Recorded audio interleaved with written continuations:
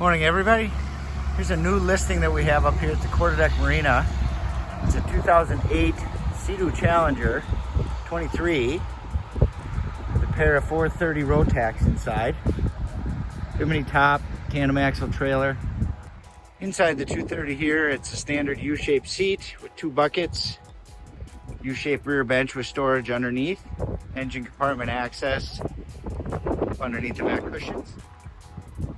This 230 has the single control levers for both engines, gauge clusters, and it has the bow block off door with windshield that flips up for stopping the wind from coming through the boat.